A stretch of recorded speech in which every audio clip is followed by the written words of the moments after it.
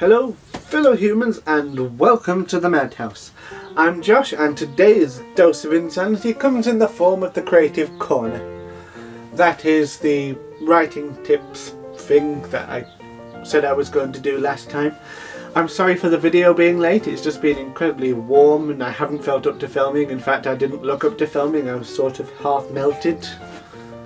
Took me a long time to sort of freeze myself back into shape. Now I'm going to do some of these every so often. Should point out that I'm not a professional creative writing teacher and I'm also not published, mainly because I'm a lazy bugger. But that's why I'm doing this NaNoWriMo, so that I actually have to focus on it. This video will be filmed as quickly as possible so I can get back to writing. So bearing that in mind, that I'm not a professional, so this advice should be taken with a pinch of salt, I have however been told that I'm very good at writing, not only by teachers and lecturers and friends and family members, but also by fellow writers and my what they're called, not proofreaders, because that implies I make mistakes. No, test reviewers, if you will. People I've had read it and review it to let me know what they think of a draft before I do anything else with it, before I send it off to be published or whatever. And as well as that, I'm also chair of a writers' society at my university.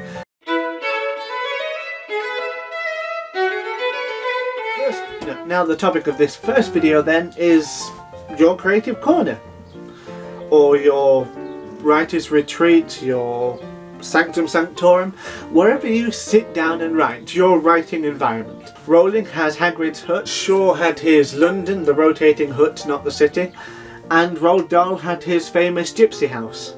The question being, where do you write? Chances are, if you're not a published author, you're writing at home and making do with whatever space you have. But hopefully with these tips you'll figure out how to make the most of that space and figure out what writing environment is best for you.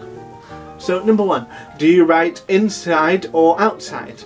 Some people can only get the inspiration they need when they're surrounded by nature. The forests and the mountains and the fields are their muse and it allows them to write exceptionally well. Or there are some people who like to shut themselves inside, shut the windows and doors, block out any outside stimuli and spend their time writing solely in their minds, if you will, although obviously they have to have some connection to the outside so they can write it. There's also something that I would consider to be a good mixture of the two. For example, you want the stimulus of the outside but you also want the convenience of the inside, especially if it rains, for example. So you have your writing space, your desk, whatever, in a room with large windows that open up so you can get the breeze and the light and the sunshine and see nature without having to necessarily be caught in it. Or for people who prefer to be more in the natural environment but not quite losing all of the convenience of the inside, you can sit outside in your garden perhaps with a collapsible table, so like a camping desk or whatever. Something that you can pick up and put away wherever you are. It doesn't have to be in your garden. You could take one of those with you if you want to stop and write somewhere. Though, a word of advice. Don't put up tables on buses, trains or the London Underground, because I believe it is perfectly legal for someone to beat the shit out of you for being so inconsiderate there. Following on from that point, assuming you do write inside, do you write at home or elsewhere?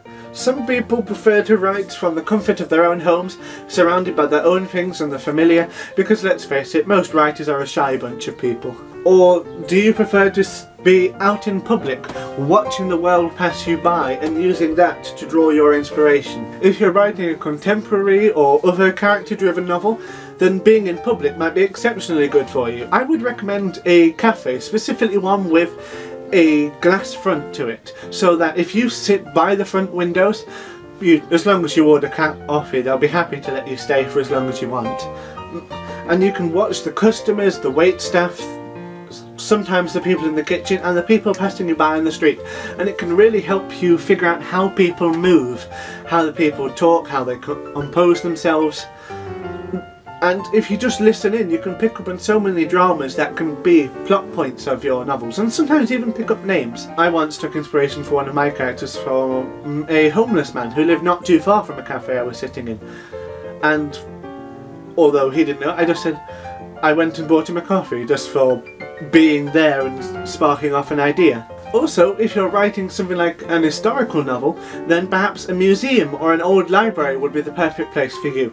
And you have the benefit as well, if you're in those places, you can also go and check up on the time period you're writing about. If you're writing about ancient Rome, you don't want to have the Emperor Nero turn up 300 years before he was born. You have to be accurate in this. And also, being somewhere else can give you an advantage in another way as well. Because if you're in a coffee shop, and I always look for ones without an internet connection, you've gone out explicitly to write, and you can be devoid of those distractions like Facebook and Twitter, and especially YouTube and Tumblr.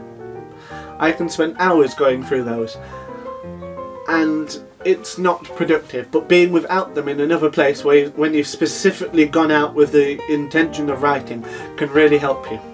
Number 3, do you prefer to write in absolute pristine order, or do you write in a comfortable clutter? Some people simply cannot focus unless the entire room or building even is absolutely spotless from head to toe, and everything is completely regimented, from the size of the little pencils being exactly 3 centimeters apart to scrubbing down the windows inside and out. It has to be perfect for them. Whereas there are some people who are completely content to move aside paperwork and empty pizza boxes and beer cans or Coke cans, whatever you fancy really, maybe even just cups and mugs if British, there's probably a lot of tea, just so they can sit down and write. Now, if either of those work for you, then that's fine and great, but I would recommend something of a mixture of the two. So my desk itself is spotless. I don't say that I scrub it clean every time I want to write, but there's no distractions on it. I simply have my laptop, a lamp, and a drink. Usually it's water, but right now I'm quite fond of Pepsi or coffee. The rest of my room is a mess.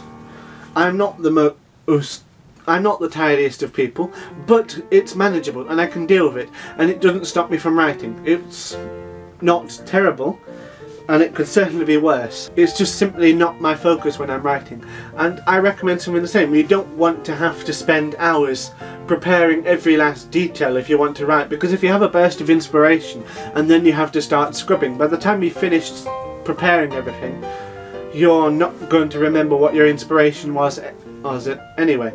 So just make sure that your desk is tidy and you can write there, and that's enough for me, but do what's best for you. And then lastly, do you write in silence or in sound? Now, in sound sounds a bit weird, but you'll get me. Do you prefer to write with absolutely no distractions, no sounds at all? You just write with your thoughts in your head, and the only sound you can hear, your pen on the paper or your fingers on a keyboard. I should hope you're writing on a keyboard in this day and age, because let's face it, there'll be a lot of editing and rewrites that need to be done, and if you're doing it on paper you're at a bit of a disadvantage, and it'll mean you have to write it out again. For others, they need music to concentrate, they need sounds and distractions to help them write. I have a friend who listens to Russian folk metal, and he writes some really interesting poems, some of them really quite beautiful, some of them quite angsty, some of them angsty and beautiful, and some of them just bloody freaky. I would recommend a mixture of the two. Yet again, I typically find balancing things is the best way to go, because you don't want a lot of distractions. I know one writer who will disconnect everything. They'll turn off their internet connection, they'll shut all doors and windows and disconnect their phones, and that works for her, but it's not for everyone. Not everyone can take the absolute silence or the maelstrom of noise of Russian folk metal. Not that Russian folk metal is bad, it's just not my cup of tea. I typically listen to some music that fits with the story, but I have a few ground rules. 1, no headphones. It has to be played out loud so that I can hear something else. Say if there is a phone call, I can go and get it. But also, because if it's in my ears, I typically find that a song that is an ohrwurm becomes even more of an ohrwurm because it's directly in there. And then you start writing the lyrics to that song instead of what you wanted to write, and it's not productive. 2 then, to do with that one, try to find music without lyrics. Go for something purely orchestral or instrumental. Something where you won't start singing along. And I would also recommend avoiding Beethoven's Fifth, because it's incredibly catchy with the da-da-da-dum, da-da-da-dum, and I start trying to conduct it as I go along, but that's entirely personal preference. The music must fit the scene I'm writing.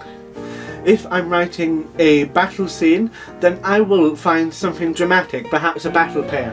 If it's a ballroom scene, as I'm currently writing, then I will find some ballroom music, but not usually typical ballroom music, because I want something that will give a sense of intrigue behind it. So I find something that's got that slight hidden quality, something ethereal about it. For me, the music is something that aids the creative process, but it's not something that overtakes it. And that should be the way you go with this. But of course, bear in mind that of everything I've said, it's just some advice and I'm not an expert, merely mildly experienced. I'll leave a link to one of my Spotify playlists that I use for writing. The main one I use is my sci-fi and fantasy playlist because that's what I tend to write, but I'm also working on a different one because I recently came up with an historical fiction piece set in the 1920s, so I want some more music from that field, but I don't want anything too catchy. Which is really difficult with jazz, I find, because I just want to dance. I can't dance at all. That was my attempt at something like a Charleston or whatever. I can't do it. No, you're lucky you can only see really from here down up, because down there it's a mess. And that's it. What do you reckon? Have I been useful, or have I just been spouting random drivel for however long I've been talking? I don't know. My sense of time is terrible and I don't know what this will be like once I've finished editing. My next writing advice video will be on writing itself. It'll be on characterization, and I'll also do another one based on something I touched on briefly today, which is about research, having a reference library or somewhere you can go to get your information, because they're both very important. Characterization can make up for a lack of research if it's done exceptionally well, but it's best to do both well. But having said that, I'd also like to know what you want to know. What do you struggle with when writing, or is there something that you're just not quite sure about and you want to hear someone else's thoughts on? Let me know and I'll see what I can do. I'll get back to you. And as always, I hope you enjoyed the video. Please like and share and subscribe and all of that spiel. I don't remember all of the details. Tune in next week for, I don't know, something. The video should be back to Friday again, not Saturday. It was a one-off because of the heat. I don't really plan ahead that very well.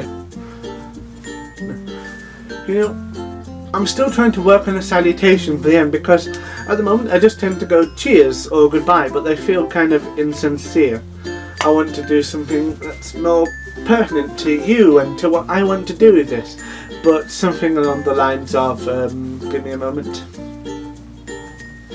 I hope you join me for another stroll through insanity in the madhouse.